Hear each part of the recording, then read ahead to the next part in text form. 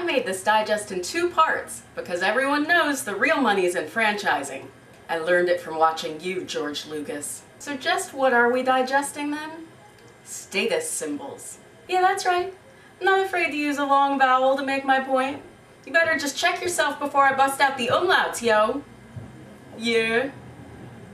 So in Act 1, we're going to talk about some recent news stories that suggest a reassertion of nation-states and their use of strong symbols to make a point. For a brief period, right around 9/11, academics were proclaiming the end of states as the primary organizing unit of the global order.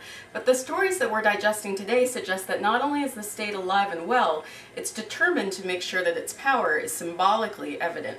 Take this incredible video from the UK's Guardian of the parade in Tiananmen Square on October 1st to mark the 60th anniversary of the People's Republic of China. If that elaborate choreographed pageantry isn't a case study in status symbols, I don't know what is. The PBS international news show World Focus just posted video from its August trip to the Arirang Games in North Korea. Hardly content to be upstaged by China, Pyongyang offered up its own 2-month show of status symbols. Here, 20,000 school children wield flip cards in what's probably the greatest propaganda programming that I've seen since Super Bowl 36. Now, status symbols play to 2 audiences, one at home and the one abroad, and no one knows that diplomatic dance better than our current president.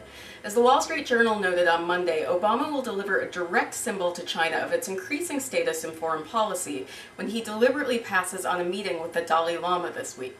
Because China likes the Dalai Lama about as much as I like P. Diddy. They think he completely undermines everything that's good about contemporary society. Not to put too fine a point on things. The New Yorker has a fascinating piece about how hard it is to design status symbols in today's world. It takes a look at how Michael Arad, the architect for the Ground Zero Memorial, has built a full-scale mock-up of his design across the harbor from its eventual site at the former World Trade Center. Finally, a piece in the Washington Post reminded me of how status symbols at their best can actually help us transcend the narrow semiotics of statehood. The Post has an obituary of Donald McLaughlin Jr., the original designer of the United Nations logo, which, if you think about it, is sort of the ultimate anti-status symbol. So stay tuned for part 2 of status symbols airing on the interwebs tomorrow, when I will finally tell you the real truth about